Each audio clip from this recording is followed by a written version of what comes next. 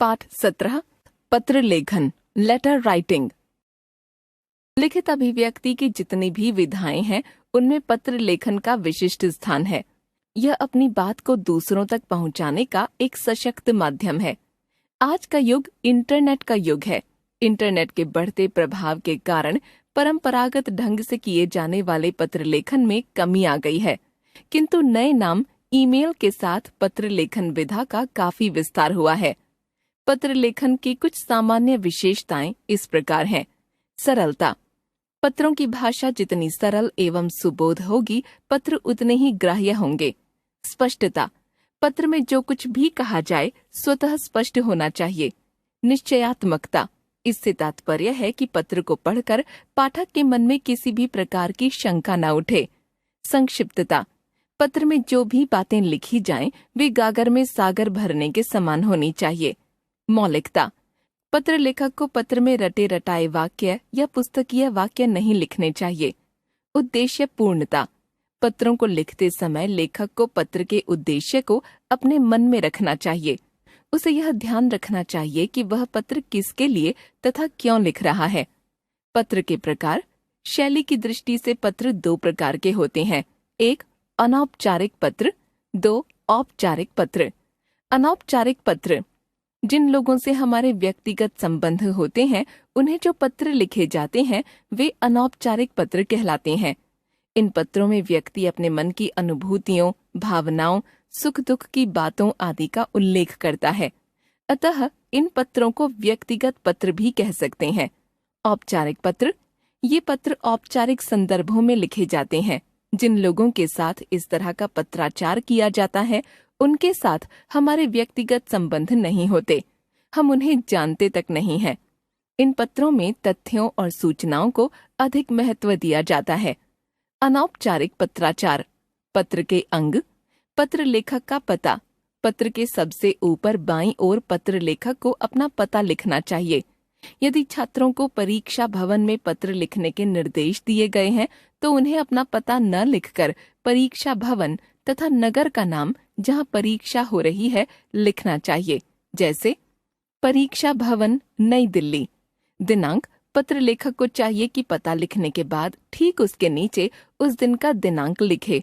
जैसे परीक्षा भवन, नई दिल्ली, दिनांक 15 अप्रैल 2023। संबोधन। अनौपचारिक पत्रों में संबोधन का विशेष महत्व होता है, क्योंकि इनके माध्यम से पत्र लेखक पाठक के प्रति अपनी भावनाओं को व्यक्त करता है।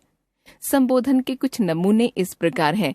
पूज्य पिताजी या माताजी या गुरुजी आदि। आदरणीय चाचा जी, मामा जी, भाई साहब, दीदी या भाभी जी आदि। श्रद्धेय चाचा जी या गुरुवर आदि। प्रिय भाई या मित्र आदि। शिष्टाचार सूचक पदबंध या अभिवादन के वाक्य। शिष्टाचार के कुछ पदबंध इस प्रकार हैं। चरण स्पर्श, प्रणाम, नमस्कार, वंदे, सस्नेह या सप्रेम नमस्ते, प्रसन्न रहो, चिरंजीवी रहो आदि। विषय वस्तु या मूल कथ्य। शिष्टाचार सूचक शब्दों के बाद पत्र की मूल विषय वस्तु आती है। इसे पत्र का कथ्य भी कहते हैं। इसके अंतर्गत लेखक वे सभी बातें, विचार आदि व्यक्त करता है जिन्हें वह पाठक तक संप्रेषित करना चाहता है। इसी से लेखक की अभिव्यक्ति क्षमता, भाषा, कथ्य को प्रस्तुत करने के तरीका आदि का पता चलता है। समापन निर्देश या स्वनिर्देश। कथ्य की समाप्ति के बाद पत्र के अंत में स्वनिर्देश के अंतर्गत पत्र लेखक तथा पाठक के मध्य के संबंधों के आधार पर संबंध सूचक शब्दों का प्रयोग किया जाता है। जैसे आपका, आपका ही, तुम्हारा अपना, स्नेहाकांक्षी आदि। पत्र लेखक का नाम। स्वनिर्देश के नीचे पत्र लेखक को अपना नाम लिखना चाहिए। परीक्षा भवन में पत्र लिखते समय नाम के स्थान पर क ख ग या अ ब स आदि लिख सकते। अनौपचारिक पत्र का प्रारूप। य र ल नगर, गुवाहाटी, दिनांक 15 मई 2023। आदरणीय चाचा जी, सादर प्रणाम। कल आपका पत्र मिला। समाचार प्राप्त हुआ कि अब आपका स्वास्थ्य पहले से बेहतर है। यह जानकर प्रसन्नता हुई आदि। आदरणीय चाची जी को प्रणाम तथा संजू को स्नेह। आपका प्यारा भतीजा क ख ग। अनौपचारिक पत्रों के नमूने। सहेली की बड़ी बहन का दाखिला मेडिकल कॉलेज में हो गया है। इस सफलता के संदर्भ में सहेली को बधाई पत्र। बधाई पत्र 337 संत नगर, चेन्नई। परीक्षा भवन, नई दिल्ली। दिनांक 20 जनवरी 2024। प्रिय रागिनी सस्नेह, कल तुम्हारे पत्र से जब यह समाचार मिला कि तुम्हारी बड़ी दीदी का दाखिला लखनऊ मेडिकल कॉलेज में हो गया है, तो हमारे घर में भी प्रसन्नता का माहौल छा गया। अनीता दीदी तो शुरू से ही बहुत मेहनती थीं। पढ़ाई के अलावा और कुछ उनको रुचता ही न था। उनकी मेहनत रंग लाई और उनका भविष्य सुरक्षित हो गया।